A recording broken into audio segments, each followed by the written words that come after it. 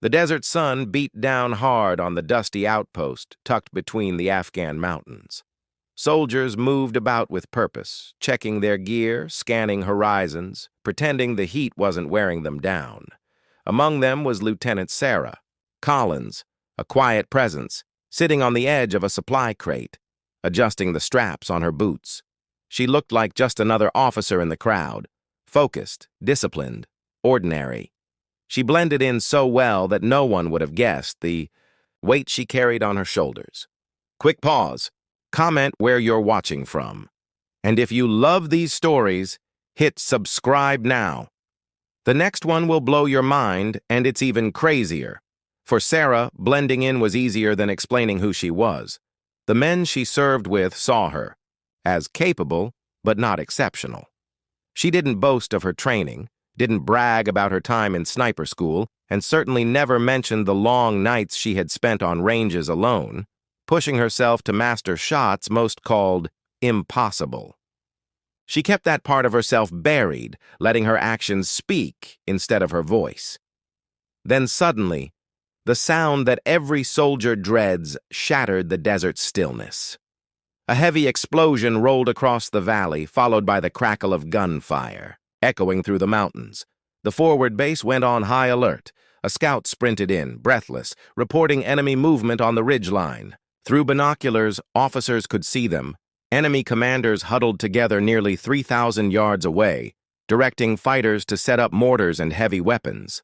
The stakes were terrifyingly clear. If those commanders were not stopped, dozens of American and Allied soldiers at the outpost could die within the hour. The mortars would rain down, supplies would burn, and the base would collapse. Someone needed to take the shot. But there was a problem. Their best sniper rifle had been badly damaged in an earlier firefight. The barrel was intact, but the scope was cracked, the adjustments unreliable. The Navy SEAL officer in charge, a hardened veteran named Commander Harris, tossed the rifle down in frustration. "It's no good," he muttered. "Useless at this range." Panic spread quickly. The soldiers argued about air support, about retreat, about waiting it out. Some shook their heads, whispering that no one could make a shot that far, not with a broken weapon. Even Harris, for all his toughness, admitted quietly that he wouldn't risk it. The silence that followed was heavier than the desert heat. Sarah felt the weight of their doubt pressing into her chest. She remembered her past, the humiliating moment in training when she had missed a long-range target by inches, the laughter that followed, the sting of being underestimated. She had sworn she would never put herself in that position again. For a moment, she almost let the fear swallow her whole. But then, she stood. Calmly, she stepped forward, her voice steady but quiet. "I'll take the shot," she said. Heads turned. Harris frowned, studying her. "With that rifle? At that distance?" Sarah didn't argue. She didn't puff her chest or try to impress anyone. She simply nodded once, her eyes fixed on the distant ridge. "I know what I'm doing." It wasn't arrogance. It was quiet determination, born from nights alone with a rifle and the ghost of her mistakes. The buildup began. She dropped to the ground, flattening against the sand, and pulled the damaged sniper rifle close. Every sound around her seemed louder. The shuffle of boots, the hiss of wind against rocks, the uneven clicking of the broken scope as she tried to adjust. She knew she couldn't trust it.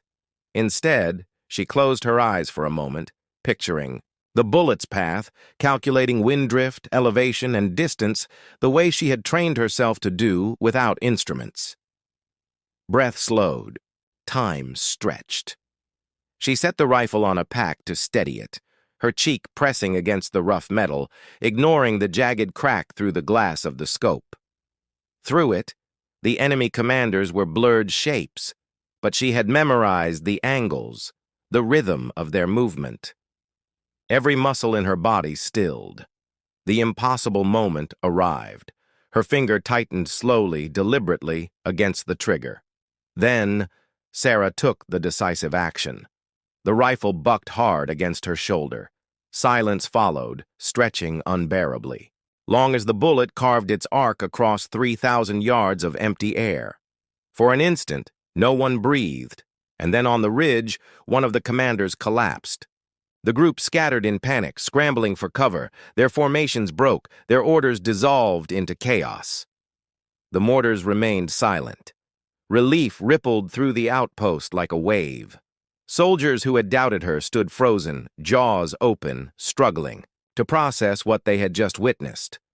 Commander Harris, the hardened Navy SEAL who had handed her the broken rifle, stared at her as though seeing her for the first time. Sarah lowered the weapon gently, her breathing even, her face calm. She didn't smile, didn't boast. She simply said, "Someone had to." The men around her erupted, some with cheers, some with laughter of disbelief, some with stunned silence.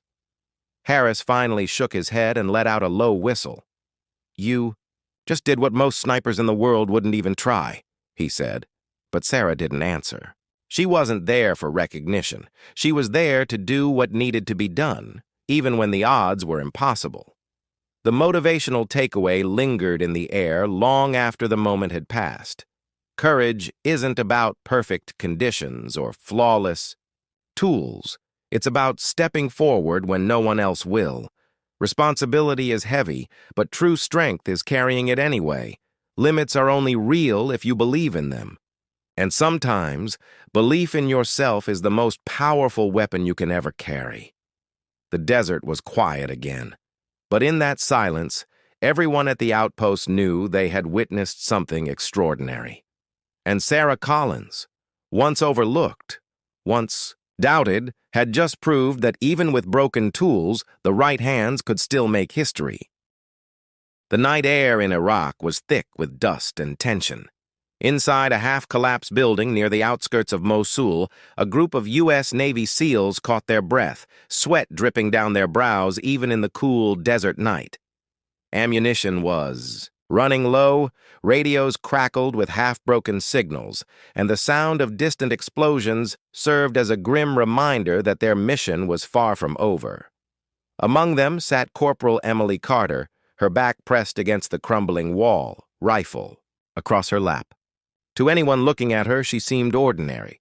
Just another soldier holding the line, blending into the group. She didn't speak much. She didn't demand attention. To her teammates, she was simply Carter, reliable, steady, nothing more. Quick. Pause. Comment where you're watching from. And if you love these stories, hit subscribe now. The next one will blow your mind, and it's even crazier. Then suddenly, a spotter came crashing into the room out of breath, pointing to the northern ridge. "RPG team, they're setting up. 2 launchers!" His words hit harder than the shelling outside. Everyone scrambled to the windows, peering out into the darkness. Through the faint glow of the moon, they could see figures moving across the ridge, nearly 3,000 yards away. Men were preparing rocket launchers aimed directly at the convoy route. A supply truck full of reinforcements was minutes away from rolling through that very stretch. If those rockets were fired, the truck and the soldiers inside it would be obliterated. The stakes couldn't have been clearer. If they failed, their brothers and sisters in arms would die before they even had a chance to fight. Panic spread through the unit. One SEAL cursed, gripping his helmet. Another shook his head in disbelief. 3,000 yards? We don't have the gear for that. Their only long-range weapon, a Barrett M82 sniper rifle, had taken a beating earlier that day. The barrel was functional, but the scope was cracked and barely aligned. Commander Daniels, the officer in charge, shoved it onto a table. "It's a hunk of junk now. No one could make that shot." Emily stared at the rifle. Her heart hammered in her chest as doubts from the past flooded her mind. She remembered the moment 2 years ago when she froze during sniper training, her instructor's voices ringing in her ears. "You don't have the nerve for this, Carter." She had carried that shame with her, quietly burying her skills, never wanting to face the weight of failure again. Even now, she felt that same fear creeping up, whispering that she wasn't enough. But then, as the voices of panic grew louder, Around her, she stood. Calmly, deliberately, she stepped toward the table. "I'll take the shot," she said. The room went silent. Every eye turned to her. Commander Daniels raised an eyebrow. "With that rifle? At 3,000 yards? Carter, that's suicide." Her hands didn't shake. Her voice didn't falter. "I know what I'm doing." It wasn't arrogance. It was quiet determination, sharpened by years of practice in the shadows, long after everyone else had gone to sleep. The buildup began. She dropped to the floor near a broken window, the Barrett heavy in her hands. The cracked scope flickered with distorted images, useless for precision. Emily ignored it. She had learned from legendary snipers like Carlos Hathcock and studied their methods. She closed her eyes briefly, calculating in her head wind drift, bullet drop, distance, and timing. The environment pressed in around her. Dust swirled through the broken walls. Boots shuffled nervously behind her. Every sound was magnified, the distant rumble of trucks, the metallic click of her magazine locking in place, the uneven heartbeat pounding in her ears. She rested the rifle on a sandbag, her body stilling until only her breath moved, slow and controlled. Time stretched. She focused on the faint outlines of the RPG team. They moved with purpose, loading their weapons, oblivious to the fact that a single bullet could end their mission before it began. The impossible moment arrived. Emily exhaled, her finger tightening against the trigger. Then, she fired. The recoil slammed into her shoulder, but she didn't flinch. For a long, breathless second, the desert was silent. The bullet carved its invisible path through darkness and distance, and then one of the RPG launchers erupted in a fireball. The man holding it crumpled, his comrades scattering in confusion. The second launcher was abandoned as the survivors fled, the ridge consumed by chaos. Silence filled the room once more, but this time it was different. Her teammates stood frozen, eyes wide, mouths open, unable to believe what they had just witnessed. Commander Daniels finally let out a stunned laugh. 3,000 yards with a broken rifle. Carter, you just saved every man in that convoy. Emily lowered the Barrett carefully, her breathing calm, her expression steady. She didn't smile. She didn't brag. She simply whispered, "Someone had to." The reaction around her was electric. Some clapped her on the back, others shook their heads in awe, still struggling to process it. But for Emily, the moment wasn't about glory. It was about responsibility, the quiet kind that doesn't wait for perfect conditions, that doesn't hide behind fear, that acts when no one else will. The motivational takeaway was clear. True courage isn't the absence of fear, it's action in the face of it. Responsibility sometimes falls on the least expected shoulders, and breaking limits begins with believing you can. Even when the tools are broken, even when the odds are impossible, belief in yourself can bridge the gap. The convoy rolled safely through the valley minutes later, headlights glowing against the desert floor. Inside the crumbling building, Emily. Carter remained seated near the window, her silhouette calm against the chaos outside. She had been doubted, dismissed, overlooked, but in that single impossible shot, she had proven not only her skill but also the power of quiet, unshakable belief.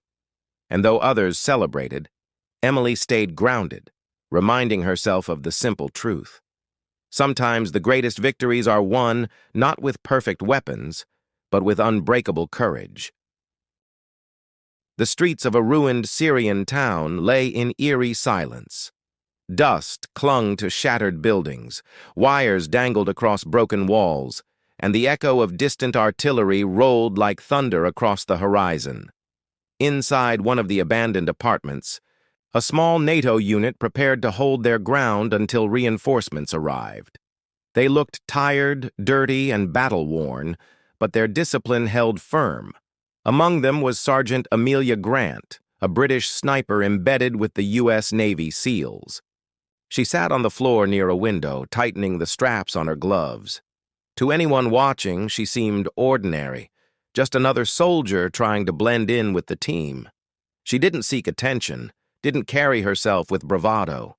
She kept her head down, appearing no different from the others. Then suddenly, the sound of radios crackling brought everyone to their feet. A scout came rushing up the stairs, eyes wide. "Enemy commanders! Top of the ridge! 3,000 yards out! They're regrouping for a counterattack!" The room went still. They all knew what that meant.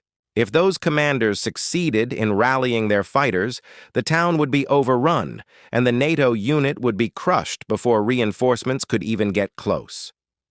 The stakes were crystal clear. If they failed, every soldier in that building, and countless civilians nearby, would not survive the night. Panic spread like wildfire. Some cursed under their breath. One SEAL slammed his fist against the wall.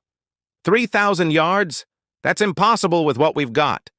Their best rifle, a long-range sniper weapon, had been badly damaged in a recent explosion. Its barrel was intact, but the scope was cracked, the adjustments unreliable. Commander Lewis, the SEAL officer in charge, tossed it aside with a shake of his head. "It's no good. Nobody could make that shot. Not with this." Amelia felt the doubt crawling through the room like a heavy fog. Soldiers muttered about calling for air support, about retreat, about simply waiting and hoping.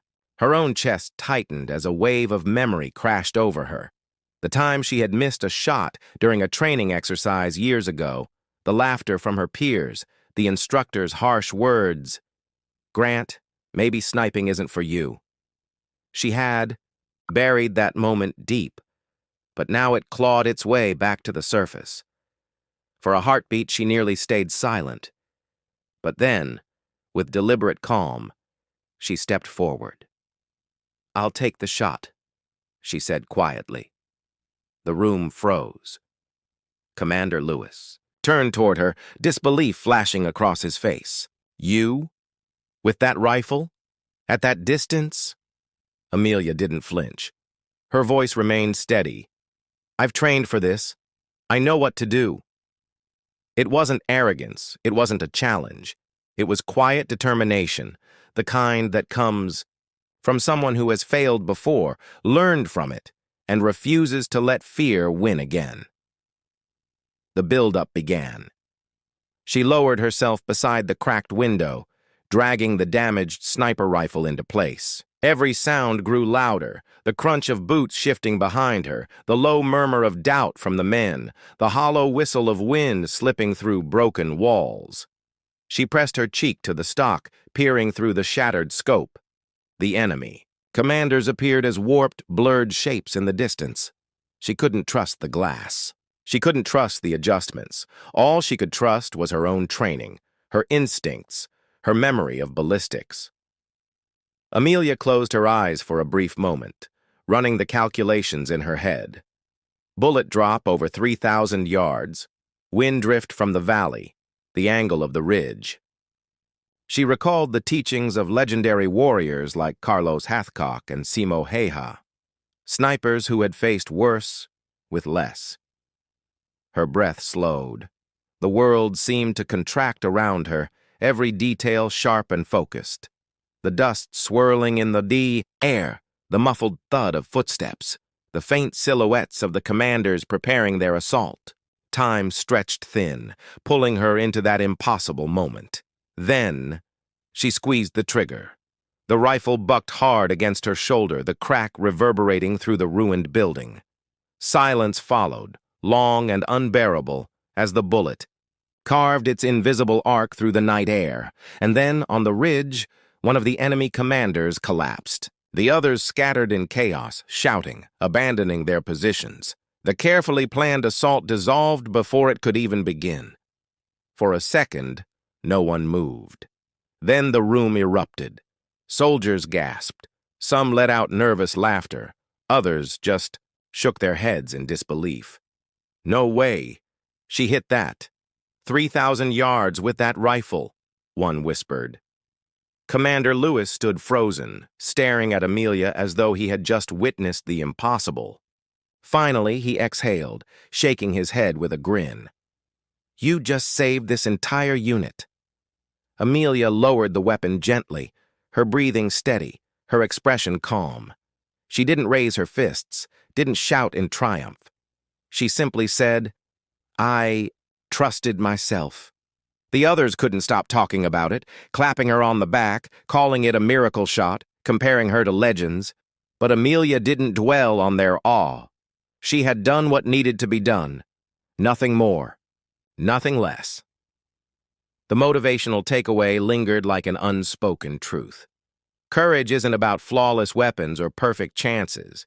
It's about stepping forward when the odds say you shouldn't.